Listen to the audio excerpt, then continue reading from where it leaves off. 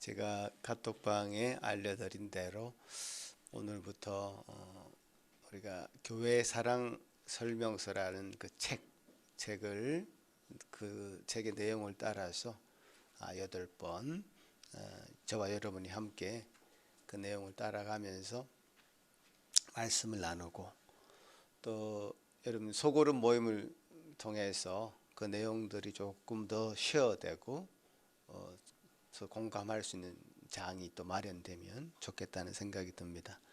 우리 전사님이 이제 5월 말까지는 아마 너무 바빠가지고 이제 설교사일 감당하기 힘들 것 같습니다. 그래서 제가 이번 기회에 지난번 성탄 수련회 때 나눈 내용을 조금 더 우리 생활 속에 우리 교회 안에 적용하는 그런 차원에서 말씀을 나누고, 또 여러분도 쉐어하고, 또 그래서 우리 것으로 만드는 그런 작업을 한 8주 정도 하면 좋을 것 같습니다. 오늘 첫 번째 시간은 이제 교회에 교회에 관한 내용 중에서 우리가 어떻게 소속되어 있느냐라고 하는 그런 부분입니다. 예수님은 단순히 어떤 공동체를 시작하려고 이 세상에 오신 게 아니죠. 새로운 종류의, 새로운 유형의 공동체를 시작하려고 이 땅에 오신 거죠. 그래서 그 공동체를 위해서 사실 당신의 목숨을 던지신 거죠. 그 새로운 유형의 하나님의 나라에 합당한 공동체를 만들기 위해서 당신의 목숨을 던지신 것이죠. 예수님이 팔복, 그러니까 예수님의 가르침으로 유명한 이 팔복에 새로운 공동체의 룰과 같은 말씀을 하셨습니다. 심령이 가난한 자는 복이 있나니 천국이 그들의 것이다. 그러니까 지금까지 생겼던 공동체 유형과는 전혀 다른 모습의 룰을 가지고 있다는 거죠. 실세나 소위 말하는 거물급 인사들, 잘 나가는 사람들을 제쳐놓고 하나님은 가난한 자를 바라보시고, 또 그분께 드릴 것이 아무것도 없는, 그래서 자랑할 것이 없는 결핍이 있는 사람들을 초대하시고, 그분들을 하나님 나라의 상속자로 삼으시고 그분들을 부유하게 하셨습니다. 이런 방식은 세상 사람들이 하는 방식이 아니죠. 누가 낙오자들과 함께 싱크탱크를 구성하겠습니까? 누가 실패자와 함께 벤처 사업을 하겠습니까? 바로 예수님이 죄인들을 데리시고 새로운 공동체를 세우시는 것이죠. 새로운 이 종류의 공동체는 우리의 힘을 요구하지 않습니다. 우리에게 오히려 필요한 게 무엇인지 묻습니다. 그럼 예수님께서 그 모든 사람들에게 은혜로 나누어 주시고 채워 주십니다. 그러니 우리 자신이 으스댈 틈이 없죠. 우리에게 필요한 것은 충만한 자비로우신 하나님, 예수님이 필요할 뿐입니다. 이런 것들이 바로 이 예수님의 아름다움이 이 세상에 들어오는 방식입니다. 우리 모두는 이렇게 형성된 예수님의 교회에 초대된 것입니다. 예수님이 거하시는 교회에 소속된다는 것은 이런 어마어마한 특권 가운데 있는 것입니다. 여러분들이 이런 것을 알고 이 주일에 예배 자리에 참석하신다면 우리 주변의 모든 사람들에게 어마어마한 생명을 불어 넣을 수 있을 것입니다. 프란시스 셰퍼가 이렇게 말을 했습니다. 교회가 교회답다면 젊은이들은 교회에 올 것이다. 그냥 교회에 오는 것이 아니라 나팔을 불고 심벌절을 울리면서 머리에 꽃을 꽂고 춤을 추면서 교회에 올 것이다. 그리고 나이 든 이들도 올 것이다. 그러면 우리 동네는 예수님이 이곳에 오셨다는 사실을 알아채기 시작할 것이다. 여기 있는 우리 모두가 들어야 될 말씀인 것 같습니다. 이런 말들을 통해서 우리가 교회다운 교회를 이루고 있는지를 참으로 생각하고 깨닫고 주님께서 원하시는 교회를 이루어 나가기를 기도하는 마음으로 오늘 저와 여러분이 이 말씀을 들었으면 좋겠습니다. 토니 메리다 목사님은 5명의 아이를 입양했습니다. 4명은 우크라이나에서 왔고 1명은 에티오피아에서 왔습니다. 마지막으로 이 에티오피아에서 온 조슈아가 온 지 약 넉 달 되었을 때에 크리스마스를 맞이하게 됩니다. 할아버지, 할머니들 그리고 삼촌, 숙모, 사촌들이 다 모입니다. 크리스마스 찬송이 울려 퍼지고 가족들이 즐거운 대화를 하는 중에 5살인 이 조슈아가 이렇게 말합니다. 이분들이 모두 가족입니까? 눈이 둥그레져서 그 많은 사람들을 바라보면서 그는 이렇게 물었습니다. 아버지는 그렇단다. 이 모든 사람이 다 가족이란다. 가족임을 확인해 주었습니다. 입양되어 온 이 조슈아 이야기를 통해서 우리는 교회에 대한 매우 중요한 진리를 하나 깨닫게 되는 것입니다. 조슈아처럼 에티오피아로부터 입양되었을 때 새로운 가족 공동체가 생긴다는 것을 우리는 본 것입니다. 이 원리가 그대로 교회에도 적용이 되는데요. 교회는 그야말로 이방인이었다가 하나님께서 우리를 입양하셔서 형제 자매들이 된 그런 가족들이 모이는 공동체인 것입니다. 갈라디아서 4장 말씀 한번 같이 읽어보겠습니다.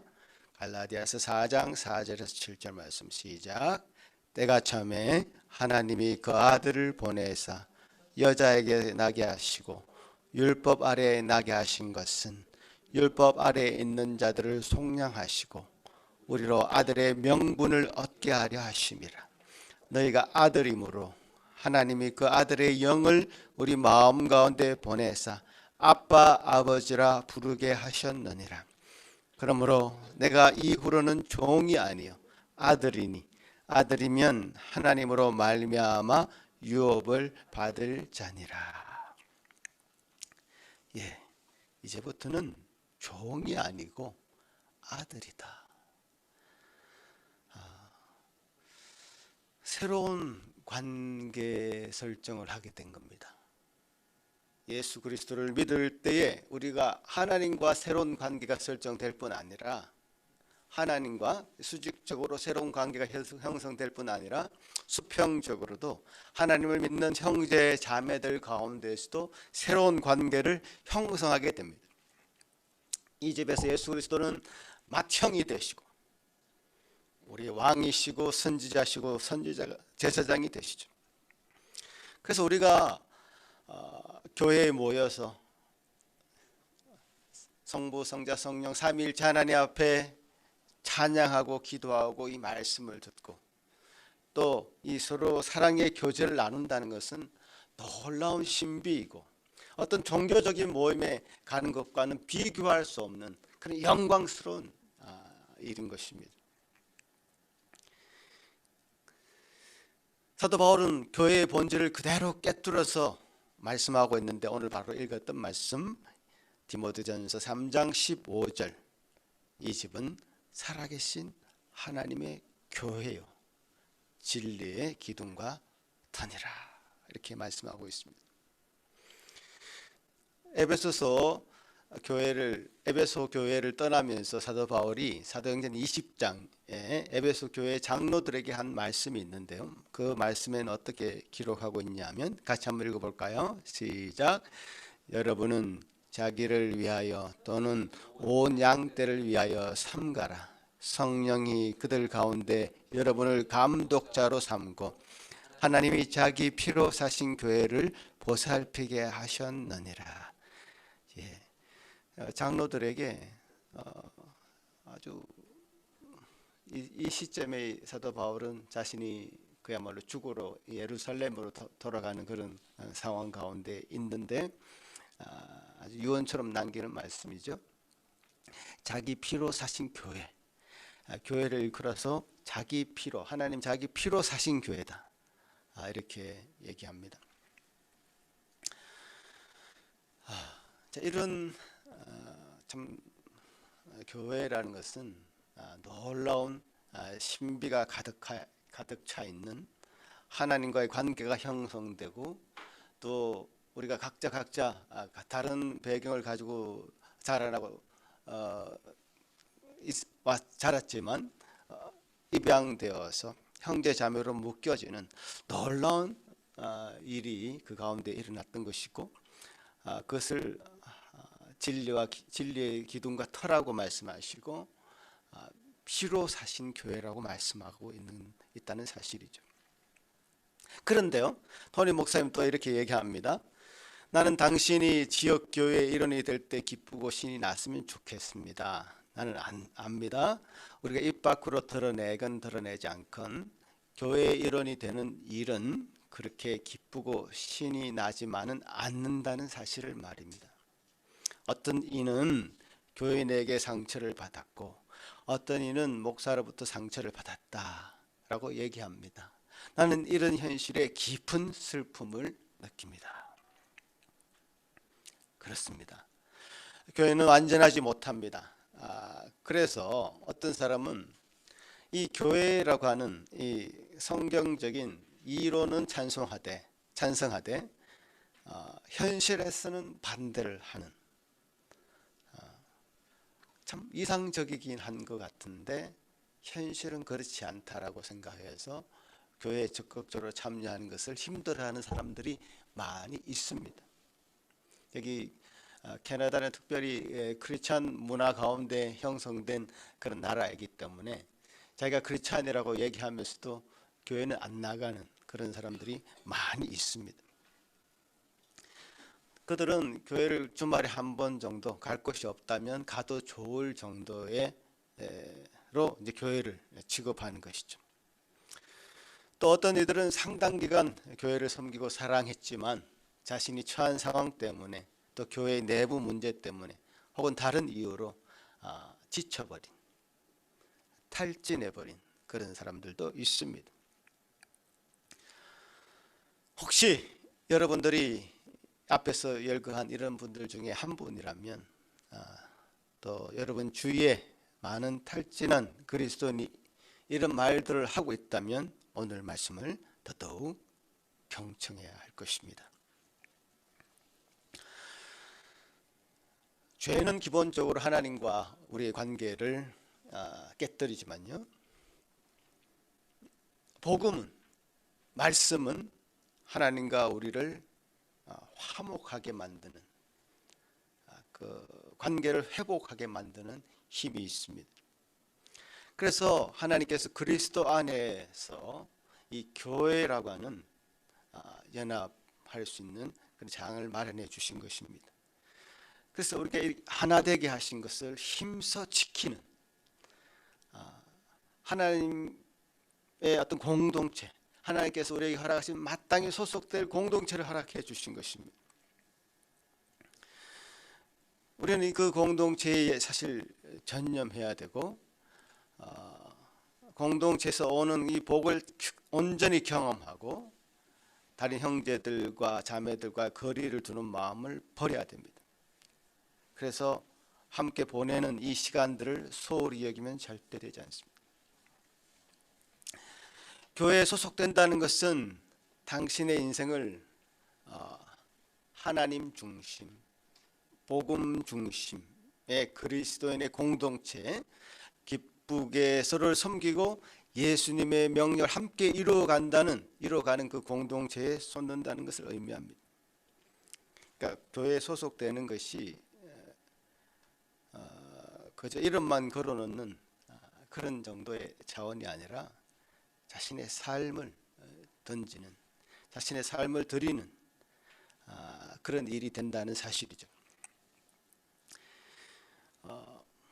웨일즈의 위대한 설교자인 마틴 로이드 존스는 이 기쁨의 교회가 얼마나 중요한지 이렇게 강조하고 있습니다. 이 시대에 가장 필요한 것은 활기를 되찾은 기쁨 넘치는 교회다.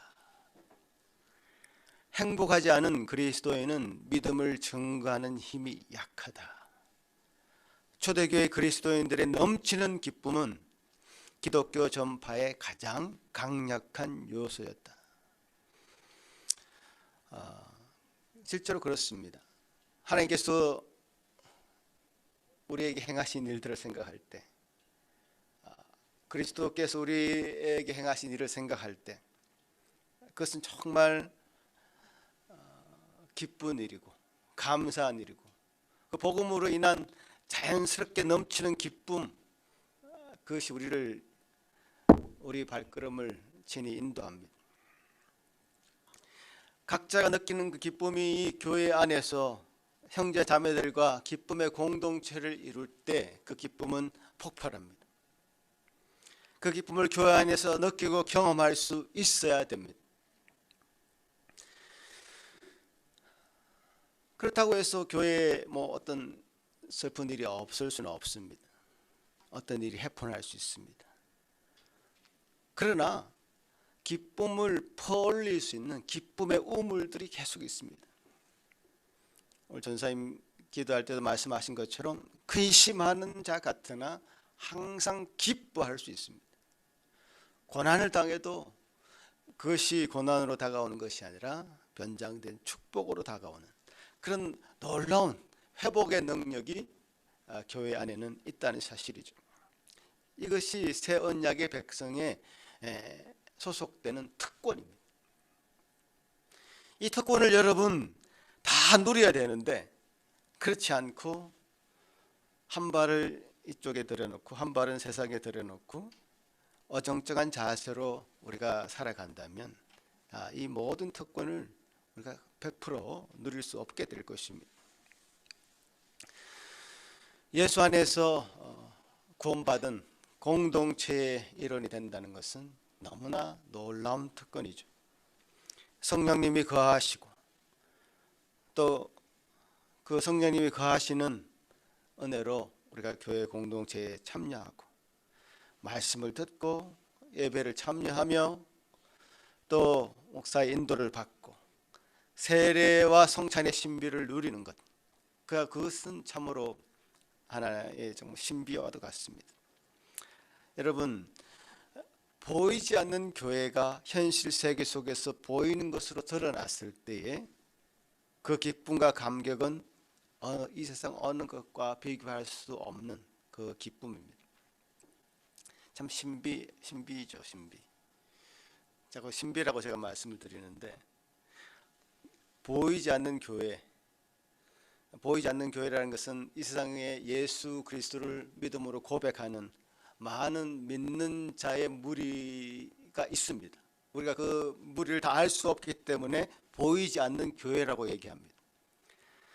보이지 않는 교회가 보이는 교회로, 우리가 지금 지역교회, 브랜치 처치죠.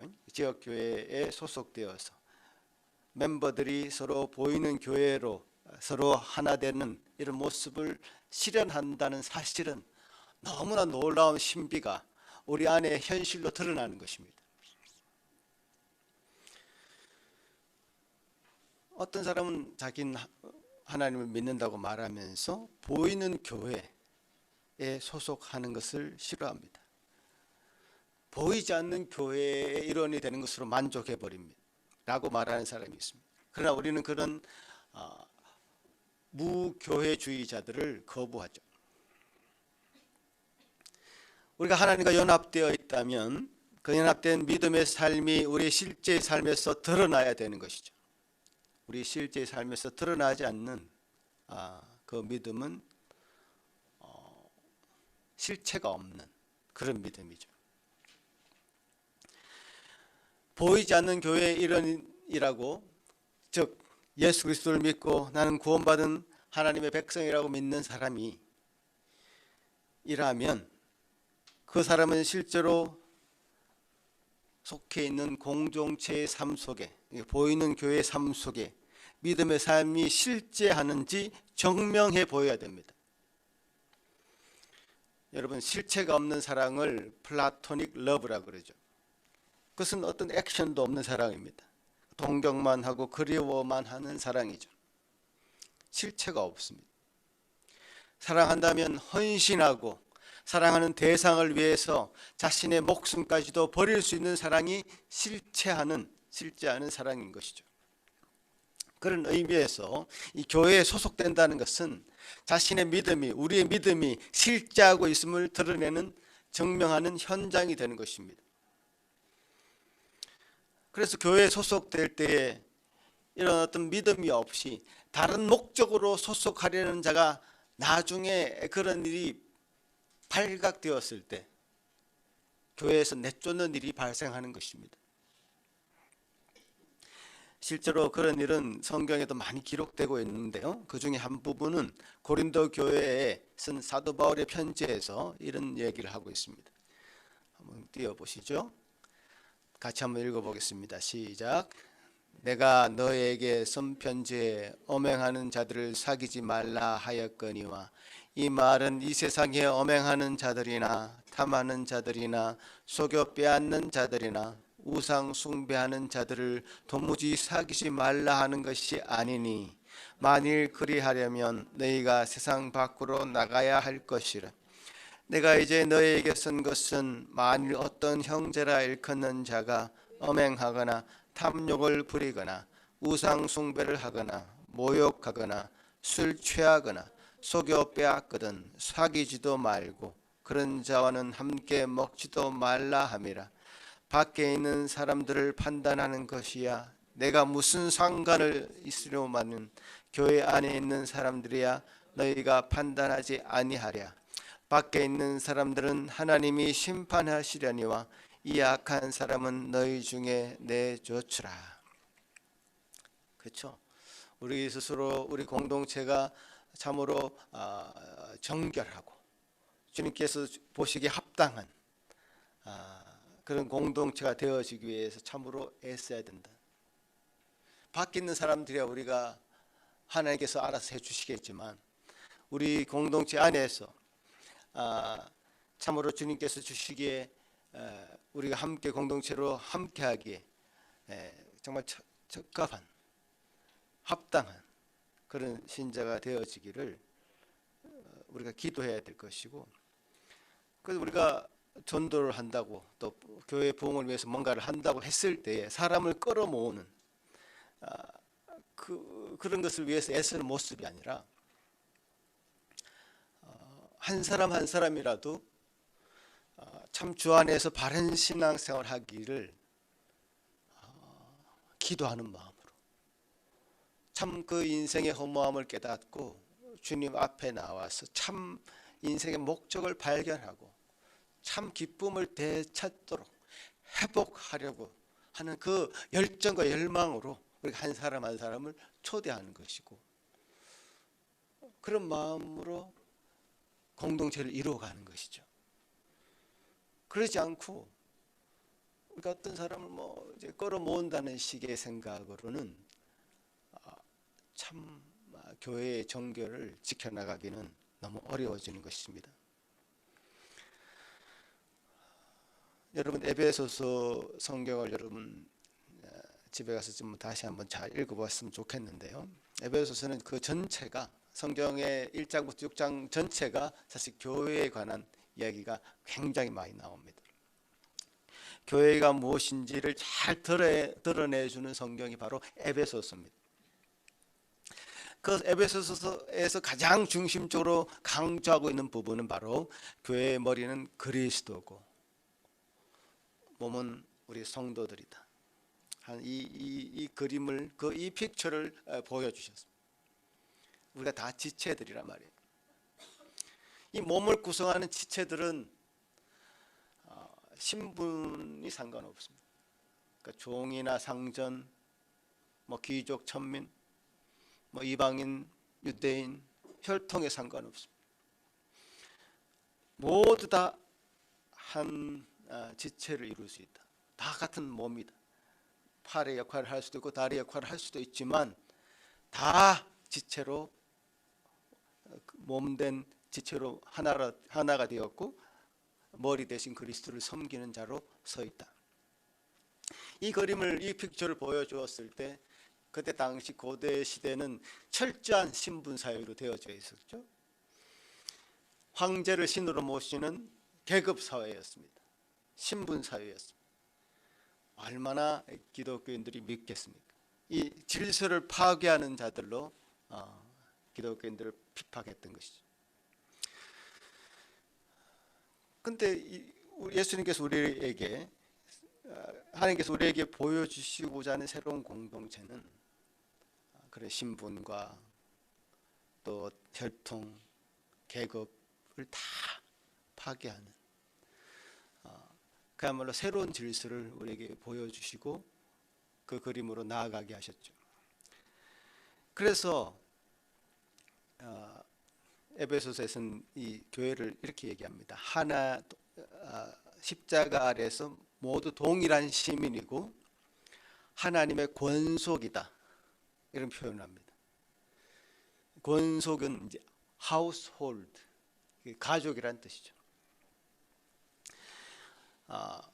이런 사상을 사실 성경이 가지고 있었기 때문에 그야말로 그 시대에 어떤 그야말로 파란을 일으켰죠. 그러나 우리가 이것을 지금 수천 년이 지난 이 시점에서 우리가 이 생각을 굳건히 붙잡고 이 마음 가운데 교회로 만들어져 가야 되는 그런 상황에 있음에도 불구하고 이 생각들이 점점 희미해졌습니다. 왜? 제가 다음에 이제 조금 이따 그런 이유들, 이런 장애물들이 많이 생긴 이유들을 말씀드릴 텐데요. 많은 장애물들이 사실 예전 신분사회, 계급사회였을 때만큼이나 많은 장애물들이 사실 있다는 사실이죠. 예수님이 이루고자 하는 그 공동체의 그 모습을 우리가 실현하려고 정말 애를 써야 되는데 여러 가지 장애물 때문에 그것이 잘 실현되지 않고 있다는 사실에 가슴이 아픕니다. 아마 제가 아파하는 만큼 여러분도 같이 아파했으면 좋겠는데요. 아픕니다. 예수님은 교회를 신부라고 표현했죠. 예수님은 신랑이고 교회를 신부라 표현했습니다. 그래서 신랑이 신부를 위해서 할 수 있는 것은 신부를 위해서 죽기까지 할 수 있다. 신부를 위해서 자신을 바칠 수 있다 라고 예수님은 말씀하셨고 실제로 그렇게 하셨죠. 그러니 나는 예수님은 사랑하지만 교회를 사랑하지 않아라고 말할 수 없는 것이란 말이죠. 교회는 예수님의 신부이기 때문에 예수님과 교회는 떼어놓을 수 없는 겁니다. 만약 이렇게 생각하는 사람이 있다면 나는 배우자와 자녀들을 사랑하지만 그 가족을 위해 쓸 시간은 없어 라고 말하는 것과 똑같다는 것이죠. 주님이 정말 이루시고자 했던 이 교회를, 이 공동체를 가로막는 장애물들이 있다고 말씀드렸는데요. 크게 한 4가지로 나누어집니다. 첫 번째는 감각주의입니다. 감각주의. 많은 그리스도인들이 강한 자극에 중독되어 버렸습니다. 그러니까 대규모의 집회나 또 뭐 요즘 뭐 유튜브만 열면 다른 목사님들의 메시지가 흘러 넘치죠. 그리고 어떤 첨예한 논쟁거리, 그런 것에 흥분합니다. 자극을 쫓아다닌단 말이에요. 단순히 교회에 소속되어서 활동하는 삶으로는 만족하지 않다.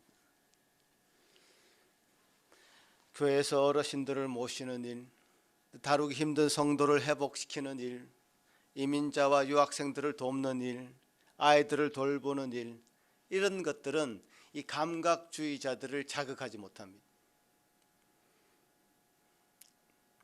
이런 일들은 많은 사람들의 눈에는 감각적이지 않지만 우리가 살아내기만 한다면 이 세상을 뒤집을 수 있는 놀라운 능력이 되는 그런 일들입니다. 더 크고 훌륭하며 새로운 자극을 끊임없이 찾아다니다 보면 결국 탈진합니다. 그러니 우리 이런 공동체 안에서 믿음의 기본을 온전히 살아내는 그리스도인 한 사람 한 사람이 정말 중요하고, 그런 그리스도의 삶을 회복해야 된다는 것이죠. 이 믿음의 삶을 살아내는 장이 바로 교회인다는 사실이죠. 제가 예전에 많이 봤습니다. 그러니까 집회를 쫓아다니면서 계속 더 큰 자극을 추구하는 그런 무리의 사람들을 많이 봤습니다.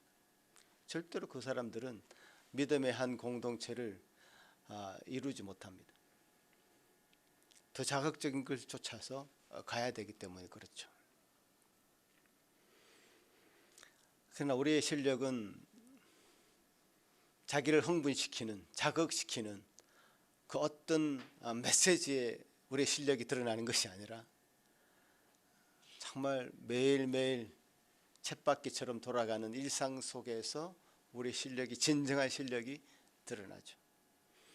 아침에 눈을 떠서 밤에 잘 때까지 어떤 생각을 하고 어떤 사람들을 만나고 그 가운데 참 하나님의 기쁨 가운데 복음의 감동 감화된 그런 행복에 겨워서 사는 그 기쁨이 그 삶의 현장에서 발딛는 곳에서 나타나고 있는가 라는 것을 생각하면서 우리의 실력이 참으로 매일 만나는 가족들과 이웃들에게 또 성도들 간에 어떻게 드러나는가가 우리의 실력이 될 것입니다.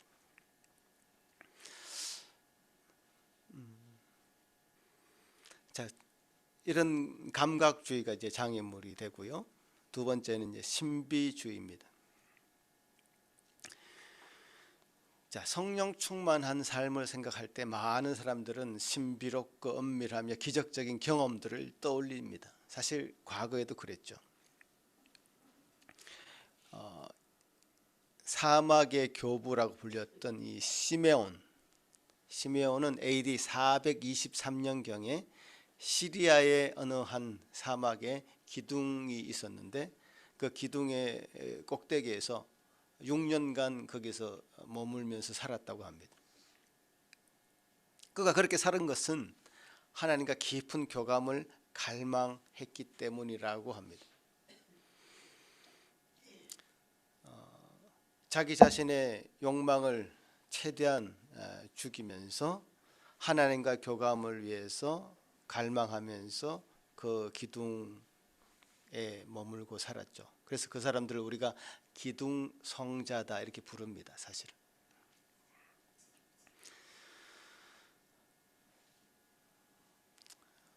이런 분들이 그런 일을 했을 때에 세상은 참 기독교가 권력을 가지게 된 그런 배경 속에서 참 기독교가 교회가 교회답지 못했기 때문에 그렇게 숨어 들어갔던 그 배경도 분명히 있을 것입니다.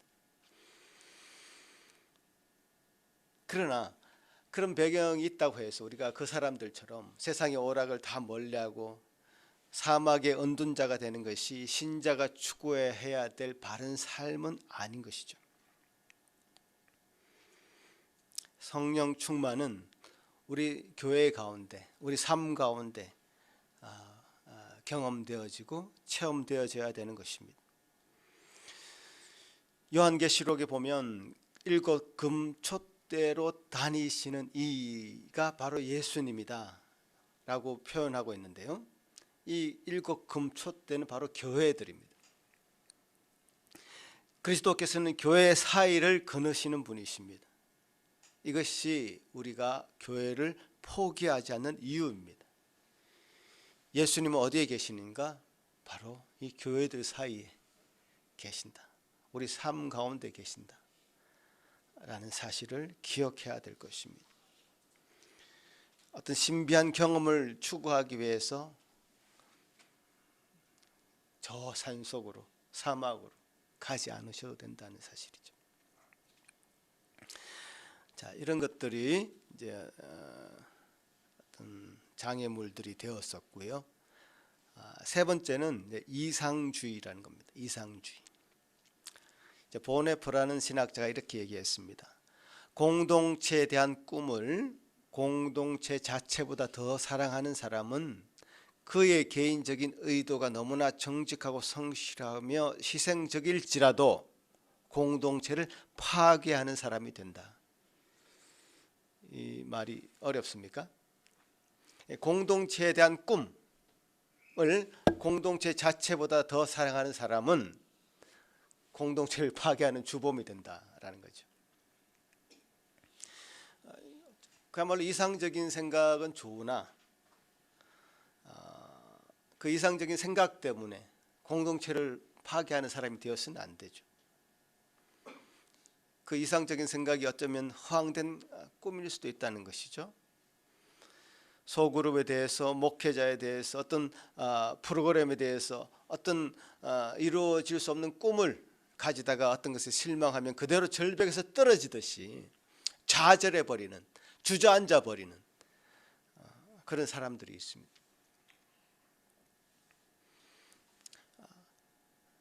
이게 한번 교회 생활 경험해 본 사람들이 밖에 나가서 교회를 파괴하는 일을 하죠. 사실 현실에서 우리가 많이 발견합니다. 우리는 인정해야 됩니다. 우리가 다 부족하고 완벽하지 않고 다 죄인들이고 모든 영역에 있어서 하나님의 지속적인 은혜가 필요하다는 사실을 인정해야 됩니다. 그리고 우리의 기대치를 재조정해야 됩니다. 흠이 많고 부족한 이들이 아직 완성되지 못한 모습으로 살아가고 있는 이 교회의 현실을 참으로 인지하고 믿음으로 세워가야 됩니다. 선을 행하되 낙심하지 말라고 하셨고 때가 이르면 거두리라고 말씀으로 약속하셨습니다. 우리 모두가 서로를 그렇게 인정하지 않으면 혼자 뭔가 이루고자 하는 그 야망과 그 야망이라 할 수 있죠. 욕망이라 할 수도 있고요. 그 야망과 욕망 때문에 스스로 탈진해 버리는 그런 일들이 우리에게 있어서는 안 될 것입니다. 그래서 마음을 다 모아서 서로가 서로에게 필요한 것들을 채워주고 그래서 참으로 교회를 세워나가는 저 여러분이 되기를 간절히 바라겠습니다. 그 다음에 방해물 네 번째는 바로 개인주의입니다. 코로나 이후에 우리는 확실히 더 개인화되었습니다. 떨어져 있어도 뭔가 살 수 있는 방법들을 알게 된 것이죠. 터득하게 된 것입니다. 떨어져 있어도. 그러나 이렇게 대면해서 소통하지 않으면 확실히 무언가 허전합니다. 진정으로 친밀한 관계를 놓치면 기쁨도 잃는 것이죠. 형제 자매와 공동체를 이루는 것은 하나의 정말 특권인데 이 특권을 그야말로 우리 스스로 내팽개치는 격이 되는 것이죠. 통계가 지금 말해주고 있는데 코로나 이후에 많은 교회들이 이제 사실 많이 와해되었습니다. 아예 종교 자체, 기독교, 불교 모든 종교를 떠나서 기독교 자체, 종교 자체를 떠나버린 사람들도 많고요. 기독교는 더 말할 나위 없이 와해되어가는 그런 과정 중에 있습니다.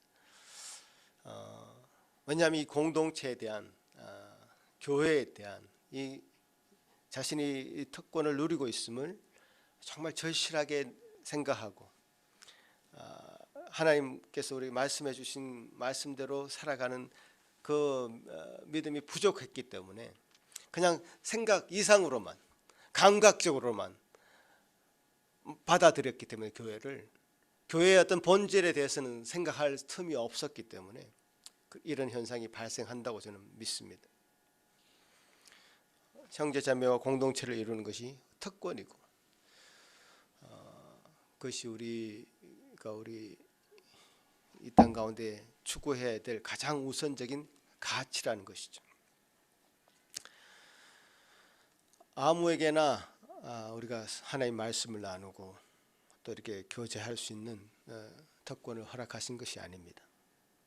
여러분에게 그런 은혜가 있다면 정말 하나님께서 부어주시는 큰 복인 것이죠. 자, 우리는 서로가 서로를 필요로 하고 있습니다. 그렇다고 해서 뭐 공동생활을 다 같이 해야 된다는 뜻은 아닙니다. 공동체를 이루기 쉽다는 뜻도 아니고 어렵다는 뜻도 아닙니다. 이 세상에서 공동체는 완벽해질 수 없겠지만 그래도 아주 멋진 방법으로 우리가 그런 것을 경험할 수 있을 것이다. 그렇게 저는 믿는 것입니다. 그래서 교회에 관한 성경의 관점에 기초해서 다음에 실천 사안들을 제안하고 있는데요. 첫 번째, 교회에 관한 여러분의 이해를 높여야 됩니다. 교회가 뭐냐? 질문해야 됩니다. 질문해 보셨습니까? 그동안 교회가 뭐냐? 그냥 부모님 따라서 다녔기 때문에 그냥 자연적인 습관이 되어버렸거나 그냥 사람들 만나는 게 좋아서 사교의 장처럼 여기거나 그래서는 하나님께서 우리에게 지금 말씀하고 계시는 성경이 말씀하고 계시는 이 교회의 본질을 찾아가기는 어려워집니다. 교회를 중요하지도 필요하지도 않는 것으로 생각해서는 안 될 것입니다. 교회는 불완전하지만 신실한 그리스도인에게는 없어서는 안 될 필수적인 것임을 여러분 잘 성경을 통해서 교회에 대한 이해를 높여야 될 것입니다. 그리고 여러분 자신을 교회의 일원으로 한 사람의 일원으로 여겨야 됩니다. 신앙을 고백하는 그리스도인이면서 교회의 일원이 아니라면 이건 성경을 따라 행하는 삶이 아닌 것이죠. 그리고 특권을 마음껏 누리지 못하고 있다는 사실을 또 기억해야 됩니다. 그리고 목회자들의 감독과 책임과 훈련에서 멀어지는 것은 현명하지도 않고 안전하지도 않다는 사실을 기억해야 됩니다. 또한 믿음의 가족에 소속되고 더 큰 보편적 교회의 일원이 되는 것을 특권임을 기억해야 됩니다.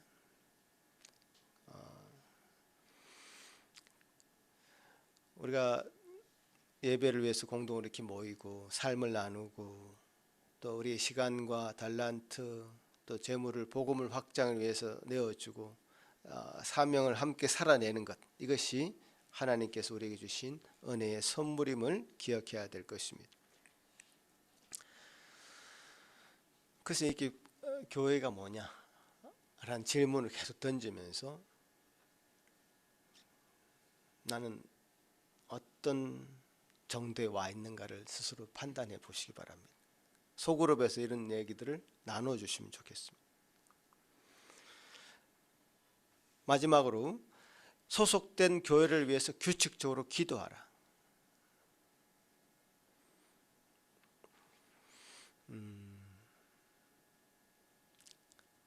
얼마나 기도하고 계셨는지 제가 잘 모르겠습니다. 주일에 와서는 이제 서로 기도하겠지만 평소에 소속된 교회를 위해서 또 리더들을 위해서 서로를 위해서 우리의 교회 본질을 찾아가기 위한 노력을 위해서 얼마나 그것들이 중요한지 지금까지 간과했다면 이제부터 교회를 위해서 적어도 일주일에 한 번, 매일 하면 더 좋고요. 교회를 위해서 기도하는 시간을 가지시기를 권하는 것입니다.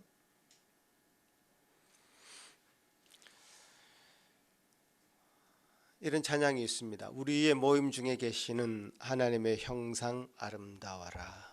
존귀한 왕이 여기 계시니 사랑하며 섬기리. 우리 모임 중에 임하시는 하나님 나라는 너와 나 사이에 우리 가운데 임하시는 것입니다. 그 중에 계시는 하나님의 형상 참으로 아름답고 놀라운 것이고, 이 교회는 주님께서 피를 주고 값을 주고 사신 존귀한 것이고, 주님께서 거하시는 자리이며 진리가 있는 자리고 또 영광 가운데 있는 자리입니다. 그 가운데 우리가 다 소속되어 있습니다. 감격과 기쁨 가운데 우리가 살아가야 될 것입니다.